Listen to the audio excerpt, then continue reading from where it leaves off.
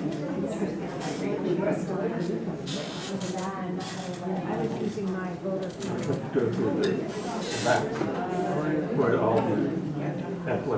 Good evening. Thank you for joining us this evening to learn more about Proposition 50. My name is Michelle Famula, and I have the privilege of being the president of the League of Women Voters of Yolo County. Our countywide league is part of a National League of Women Voters, which began over 100 years ago as a nonpartisan organization to encourage informed election participation by all eligible voters. As a nonpartisan civic group, we do not endorse candidates or political parties. However, as part of our mission to support voting and encourage election participation, we do sponsor events such as this evening's presentation. These events are structured according to guidelines established by the League of Women Voters of California to promote fairness and civil discourse. This evening's presentation focuses on the upcoming November 4th California special election. The ballot for Yolo County voters has a single statewide ballot measure, Proposition 50. No candidates or other local measures will appear on the Yolo County ballot. Tonight's program reviews what a proposition is, how it is placed on the ballot, and to better understand Proposition 50, we will also review the history of the California Citizens Redistricting Commission and explain why a special election is required for this measure on November 4th. We will present the legislative provisions of Proposition 50, what a yes or no vote means, and the views of supporters and opponents of Proposition 50. We will also emphasize why voting is so important in a special election.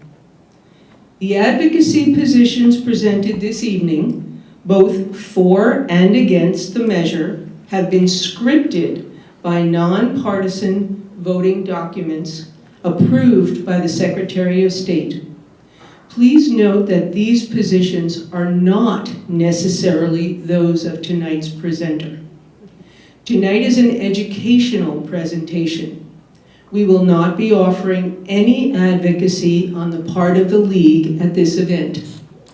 We will also share nonpartisan resources so you can research the proposition further on your own as you wish. At the conclusion of our presentation, we will answer some written audience questions from those who are here in our live audience. We ask you to remember, however, that we are not the experts on the topic being presented, but we will do our best to respond to questions or refer you to the appropriate resources. Those of you in attendance received a card as you entered for writing out your questions. The guidelines for written questions are on the screen now. Our question sorting team of League members will combine duplicates and eliminate any inappropriate questions, rude language, or personal attacks. When you have completed your question card, please pass it to the end of the aisle and volunteers will collect your questions until approximately 7:30. Now for some housekeeping items. Please silence your phones or other devices and do not take photos. This event is being recorded and live streamed by Woodland TV and will be available soon on their website with a link from our League site for future viewing. Please refrain from any demonstration of opposition or support to the information provided during the presentation. We do appreciate your courtesy for those in attendance and viewing remotely. Attendings causing disruption interfere with our educational goals and would be asked to leave. We don't expect any of that. Thank you.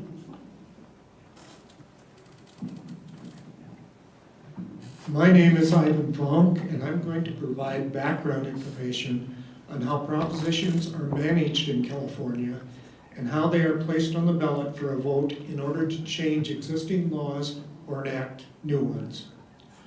Propositions are proposed laws that are placed on the ballot in one of two ways. Any California voter can put an initiative or a referendum on the ballot by writing a proposed measure and collecting the required number of qualified voters' signatures. The legislature can place constitutional amendments, bond measures, and proposed changes in law on the ballot. Propositions require a 50+1 yes vote to become law. Propositions can change current laws, create new ones, or amend the state constitution. Special elections are held outside of regularly scheduled elections.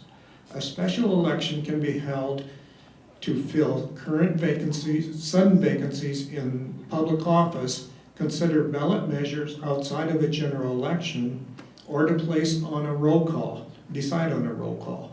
The reasons can range from local issues to statewide contests. The upcoming November 4th California special election contains a single ballot measure, Proposition 50, which is an amendment to our current California Constitution that will remain in effect through 2030. The slide on the screen shows the proposition as it appears on your ballot. There are many ways to evaluate a ballot proposition. Some questions to consider include: what does the measure seek to accomplish? Who are the sponsors and opponents of the measure? The California Secretary of State's office publishes Power Search online where you can check where the money is coming from. Will the measure create conflicts in laws that will result in lawsuits or cause more problems than it will solve? Does the measure create its own revenue source or address how it will be funded? Are supporters or opponents providing information of substance about the measure or using distortion tactics that create half-truths? The California State League of Women Voters has not taken a position on this special election measure. As a nonpartisan organization, the State League, like our local league, has a core principle to neither endorse nor oppose candidates or political parties. Remaining nonpartisan, the California League neither supports nor opposes the legislative proposal in Proposition 50. Instead, the State League encourages voters to understand how the state's current law works to determine congressional districts, learn how the proposed ballot measure amends that process and impacts voting maps through mid-cycle redistricting, hear the arguments for and against the measure, and determine what is best for our county residents and our state. Be sure to vote. Thank you. Good evening, everybody. My name is Cindy Young, and I'm going to explain how California created the current congressional voting districts that were used in 2024 and in the 2024 congressional election, and how a vote on Proposition 50 is required for new legislative redistricting maps to be adopted for 2026, 2028, and 2030. The U.S. Constitution requires that new congressional district maps be drawn using the population data from the most recent census taken at the start of each decade. In California, prior to 2010, our congressional district map was drawn up by a majority vote of the legislature and signed by the governor. In 2008, the voters of California approved a state constitutional amendment, Proposition 11, known as the Voters First Act, requiring a nonpartisan redistricting commission to be created to draw up statewide voting districts independent of the state legislature. The California Citizens Redistricting Commission was established to draw state legislative districts. The commission was designed to be nonpartisan to prevent gerrymandering, the practice of manipulating district boundaries to give an unfair advantage to one political party or group favored by the state legislative majority in office.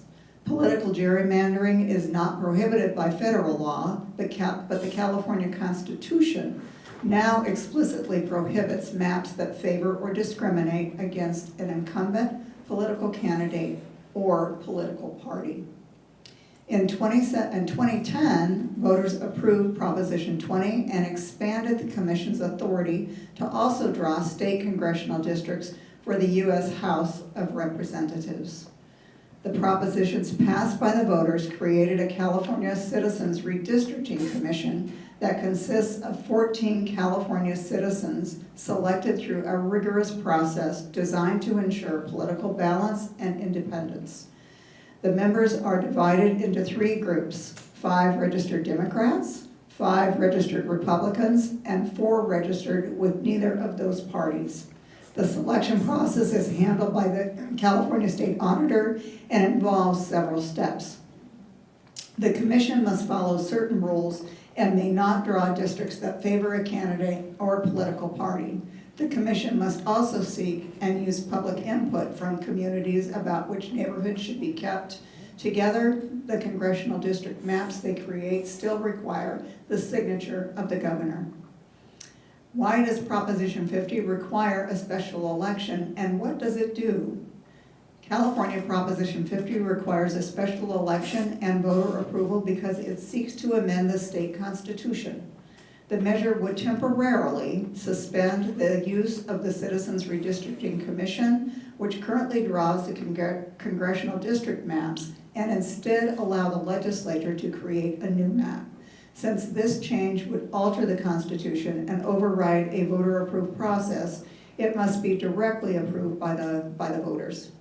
The bill that led to this ballot measure was introduced as Assembly Constitutional Amendment 8 by House Speaker Robert Rivas and passed both legislative houses with 2/3 vote required for the state constitutional amendment. The amendment was signed by Governor Newsom, who set the date and procedure for the November 4th special election in August. The Secretary of State assigned the measure to the ballot for the voter approval as Proposition 50.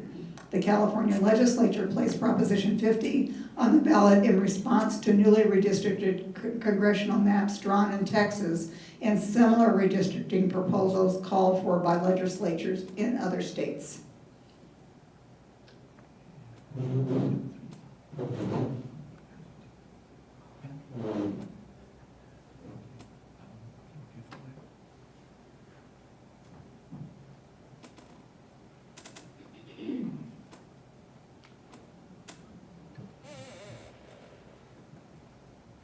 Good evening. I'm Richard Peterson, and I'm here to present some information about Proposition 50's anticipated impact. And I should warn you, all of you who brought cats along, that I will be using my laser pointer. Put them in your pockets or purses, or take them out in the hallway. So, get messy. Sorry. For clarification, just to repeat something that was said earlier, Proposition 50 only affects U.S. congressional House districts, which are for federal offices. So no county level, no city level, none of those elections will be affected, none of those districts are affected.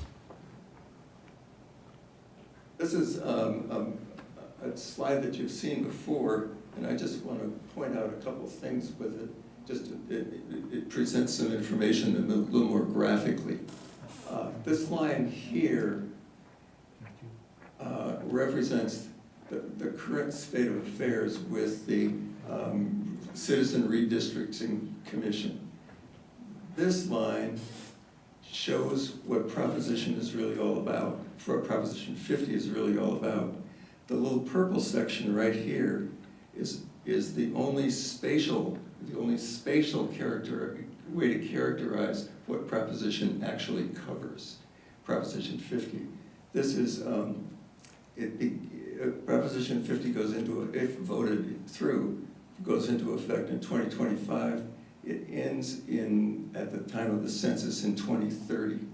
So it's about a 5+ year period of time, and that's the only thing that Proposition 50 covers. After you get to the right of that little purple box, it goes back to citizen redistricting. If a majority of California voters approve Proposition 15, the congressional district map that was redrawn by the legislature this year will be used for the 2026, 2028, and 2030 congressional elections. After the next census in 2030, at the end of the little purple box, the redistricting commission will resume its role and use the 2030 census to redistrict California congressional areas again, congressional districts. Here's, this is a map of California, obviously, and on the left, this is the way congressional districts are currently distributed across the state. On the right, this is the way the state would look, the different congressional districts would look if Proposition happens to pass. Unlike the old maps, the new district maps do take into account the party registration of voters. The old maps, you can't do that. It's against the law. But the new maps for that 5-year period will take account of the party registration of the voters. Proposition would also change the percentage of registered Republicans and Democrat voters in many districts.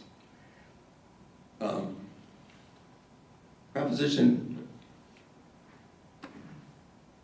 unlike the districts drawn, they take into account, Proposition 50 would change the percentage of registered Republican voters and Democrat voters in many districts so that Democratic voter representation would have an advantage in 5 districts currently represented by Republicans, and more Democratic voters would be pulled into 5 swing districts currently represented by Democrats. So, as was mentioned, as will be mentioned, this whole thing emerges because of a particular situation that we see throughout the country, or at least in certain areas of the country. It doesn't really, regardless of where you stand on this proposition, if it is passed, it does not necessarily secure more Democratic congressional seats. Who wins and loses each seat is dependent on what the voters in that district choose. That's the way it is now. So it works the same way. You cast your vote. Majority of people vote for candidate X. Candidate X is chosen regardless of the redistricting. As the new district maps themselves, under AB 604, the legislative map, the ballot would, it's this one, it's the ballot that would be required if Proposition 15 is voted in. Yolo County is split between 2 congressional districts.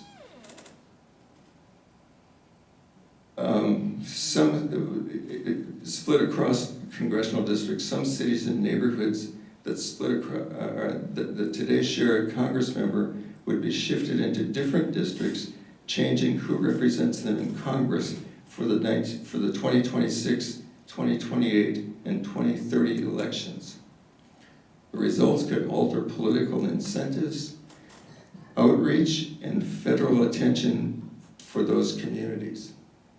So there are some changes that might take place. This is not taking a closer look at just Yolo County. As you see from the map up here, Yolo County currently falls into 2 congressional districts. This is the largest section of the county, and it falls into District 4, which is currently represented by Mike Thompson. West Sacramento, over here, falls into the 7th Congressional District, which is currently represented by Doris Matsui.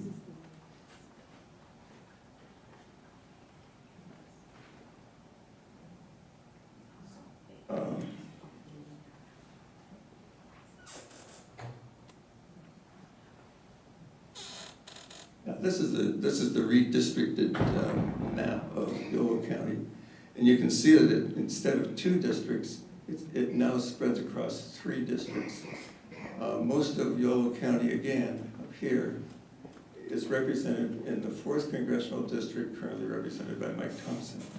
The West Sacramento District goes into, or the West Sacramento section of Yolo County goes into District 6, and a portion of the southern part, which is south of Interstate 80, goes into District number 8. It's John Garamendi's district.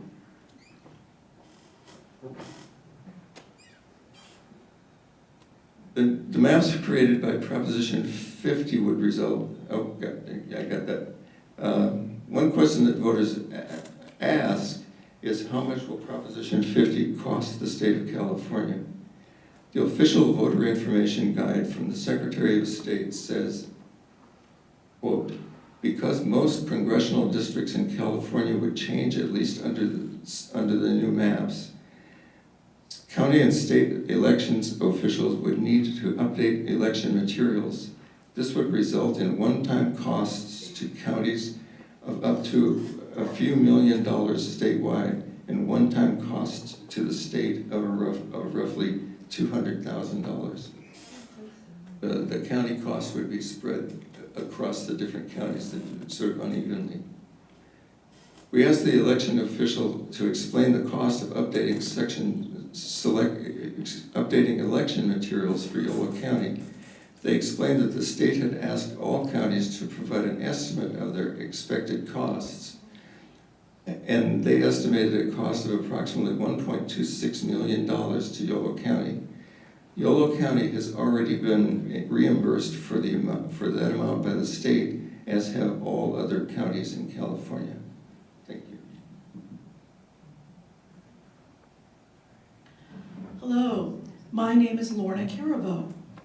I am here tonight to speak to you about what the people who oppose and the people who support Proposition 50 are saying, and the financial contributions received to date for their positions. As to financial support, because donations are still occurring, it may not be possible to identify all financial contributors on either side in time to publicize this to voters before the election. So, the slide on the screen shows a summary of arguments in favor of Proposition 50. This summary is in the Easy Voter Guide published by the League of Women Voters California Education Fund. It provides information about Proposition 50 in straightforward language, as well as information on voting and voter registration. According to the Easy Voter Guide, Proposition 50 supporters are saying it is a short-term, temporary emergency plan needed to stop an attempt to unfairly rig next year's congressional election. It gives voters the ability to approve the district lines in this election. It creates fair maps that reflect California's diverse communities and protect our voices from partisan gerrymandering. It keeps California a leader in fair elections by preserving its independent redistricting system. It strengthens democracy by making sure that Republicans don't have an unfair advantage in Congress. The official voter guide, published by the Secretary of State, describes the arguments in support of Proposition 50 as follows. Proposition 50, the Election Rigging Response Act, approves temporary emergency congressional district maps to counter Donald Trump's scheme to rig next year's congressional election, and reaffirms California's commitment to independent, non-partisan redistricting after the next census. Vote yes on 50 for democracy in all 50 states. Learn more at stopelectionrigging.com. So, as of October 13, 2025, there have been over 147,000 contributions in support of Proposition 50, with over $143.8 million being raised according to the California Secretary of State. The top 10 contributors are listed here. Yes on 50 Committee, $11.4 million. House Majority PAC, $36.6 million. Fund for Policy Reform, $10 million. MoveOn.org PAC, $6.9 million. California Teachers Association, $3 million. National Education Association, $3 million.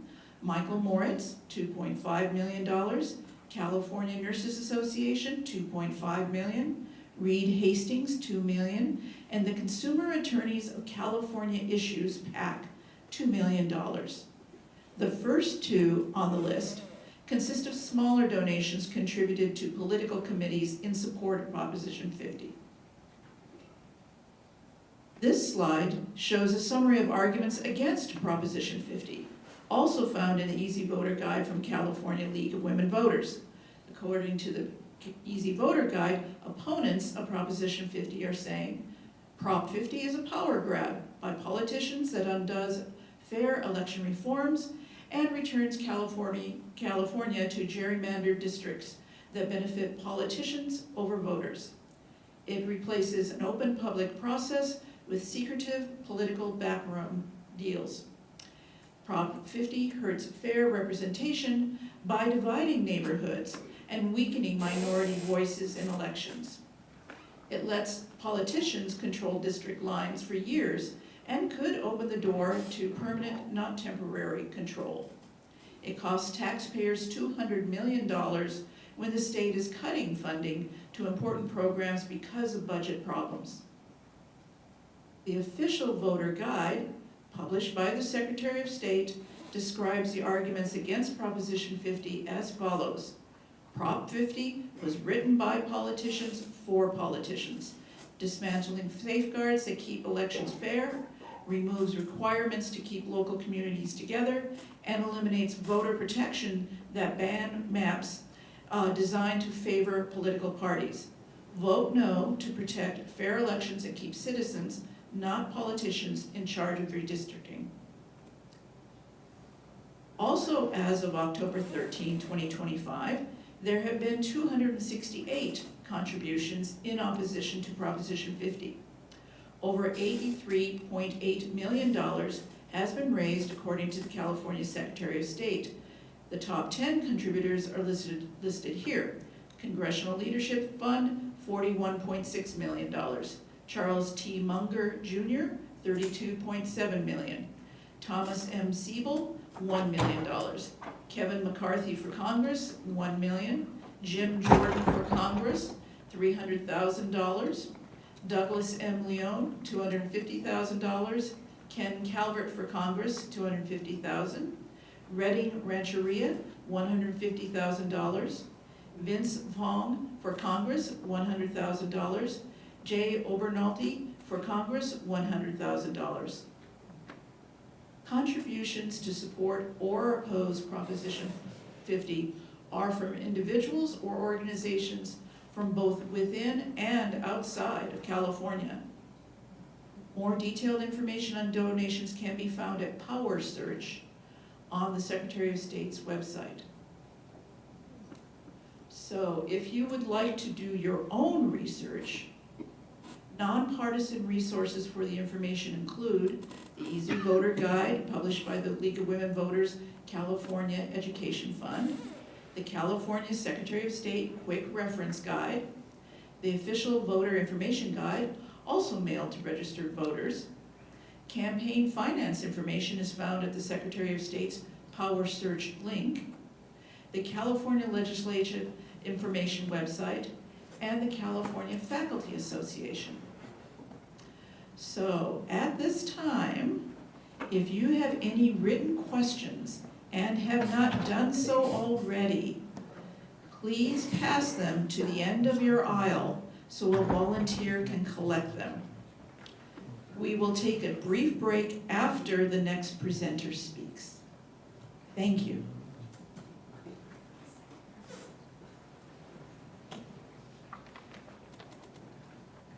Hello, my name is Kate Curry, and I'm here to present important dates and ballot return procedures for this election. As I hope everyone knows, Election Day is November 4th, 2025, and all ballots must be returned by 8 p.m. on November 4th. There's still time to register to vote if you have not done so.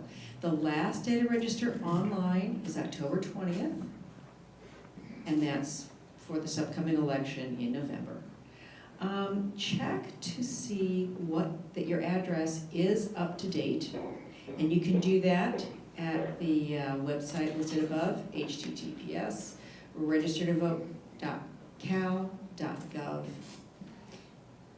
Mail ballots are never forwarded to a new address, so the address must be updated with the Secretary of State's office to receive a ballot in the mail at your current address. If you are registered to vote and have not yet received your ballot, please contact the election office by October 28th at the latest at 625 Court Street in Woodland, telephone number 530-666-8133. Voters may also register same day at any in-person voting center and receive a provisional ballot right up to 8 p.m. on November 4th. A completed ballot may be dropped into any U.S. mailbox with a collection time before 8 p.m. on November 4th. Check the collection time on the mailbox to be sure your ballot will be picked up on time. No stamp is needed, but voters must sign the outside of the ballot envelope for their vote to be counted. A completed ballot may also be dropped off at any ballot drop box or in-person voting center before 8 p.m. on November 4th. Ballot drop boxes in Yolo County are available October 6th through November 4th. There are 8 outdoor drop boxes in Yolo County: Clarksburg Library, Davis, both the campus and Davis City Hall, Sparta Library, Knights Landing Library, West Sacramento City Hall. In Woodland, boxes will be at Woodland Community College campus and Woodland Post Office. There are 7 businesses in Davis, West Sacramento, Winters, and Woodland with drop boxes available indoors during their store hours. And the dates are the same, October 6th through November 4th. All drop box locations are listed in the Yolo County Election Office voting guide mailed to voters. All ballots must be dropped off in these boxes by 8 p.m. on November 4th, 2025. In-person voting centers in Yolo County. The November 4th special election will have 6 in-person early voting centers. And these centers are all listed in the Yolo County Election Office voting guide mailed to voters. Davis, Woodland, and West Sacramento, those centers will be open October 25th and will remain open through November 4th. A center on the UC Davis campus and a center in Winters will open on November 1st and will remain open through the 4th. The UC Davis campus will open an additional center on election day only, November 4th, in the ARC Ballroom. All vote centers are open from 10 a.m. to 6 p.m. through November 3rd.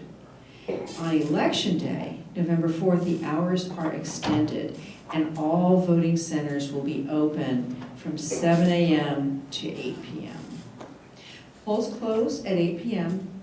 If you are in line to vote at 8 p.m., you will still be allowed to vote. We'll now take a 10-minute break to allow our volunteers to review and sort the questions that audience members submitted earlier. Thank you.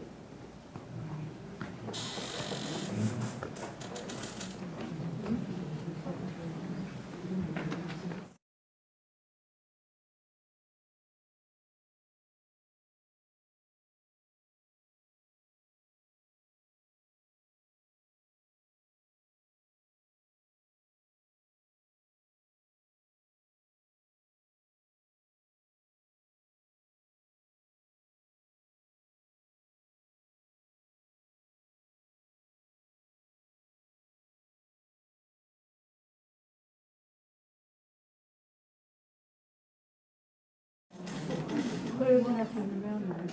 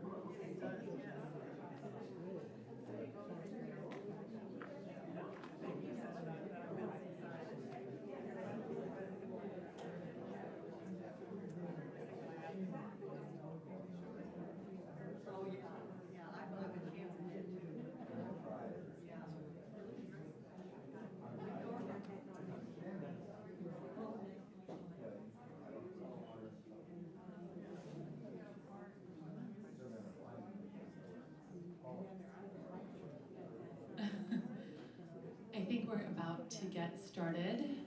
I just want everyone to take their seats.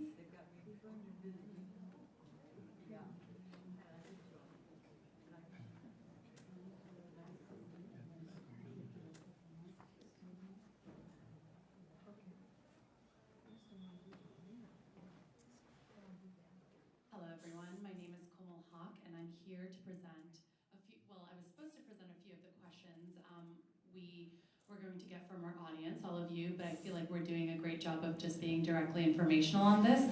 So I don't believe we have any audience questions, and so I'll just continue to move forward to conclude our program with a reminder about the importance of voter turnout in this special election and others. So, from the Revolutionary War to the Voting Rights Act, Americans have fought to protect their right to vote and to expand their right to vote. Voting shapes our government and our society.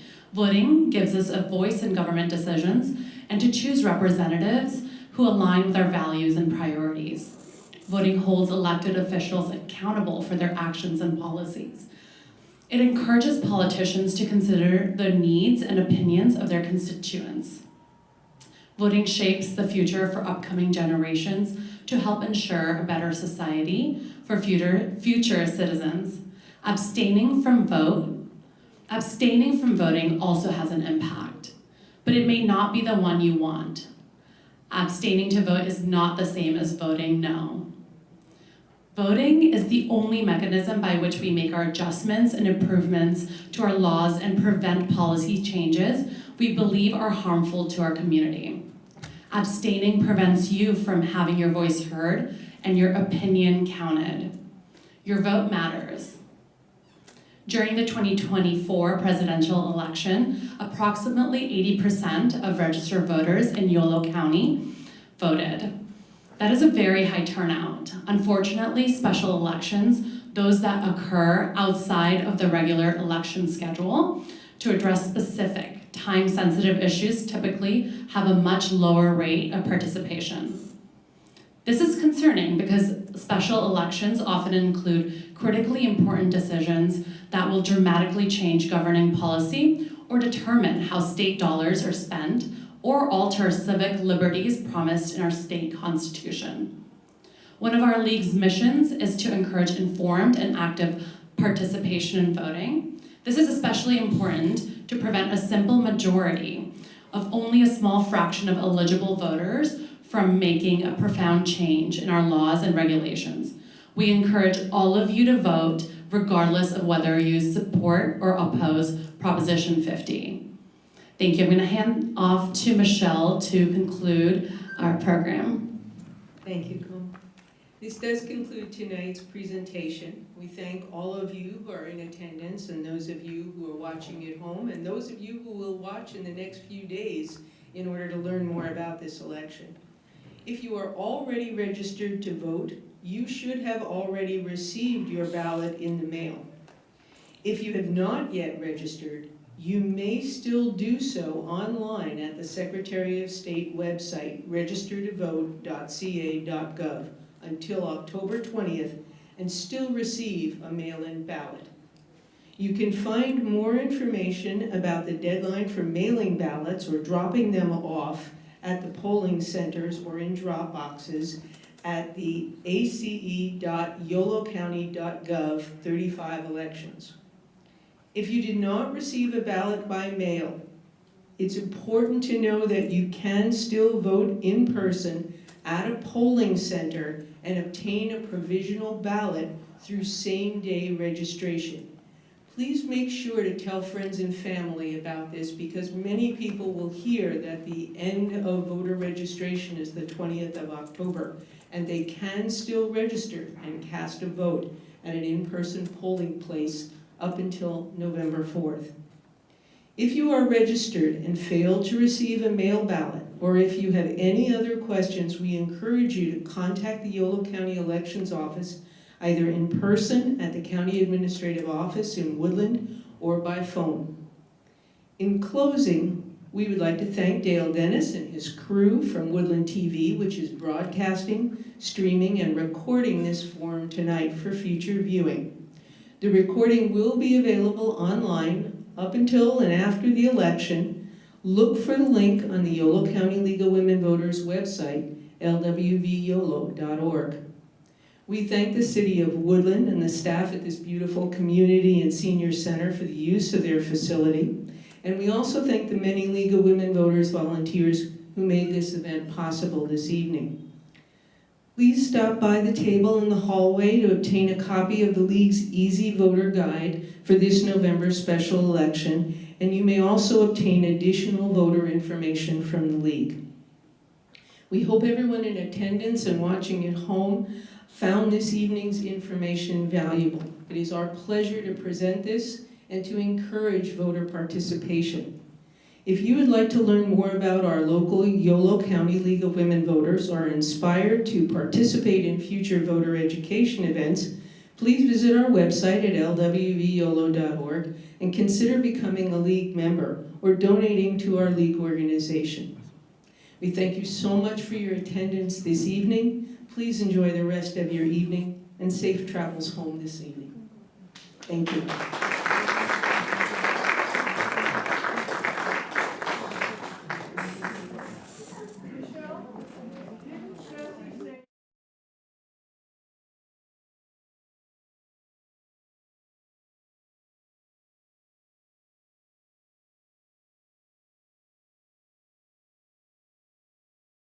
Office short of people to work the polls. And that's a paid part-time job, so if you're Yeah. The sense is that there was some question about having enough folks because of the short turnaround, but I believe at this time the Yolo County Elections Office does have enough folks to be able to staff their vote centers. But thank you for raising that question. I appreciate that. You can always apply still for next election.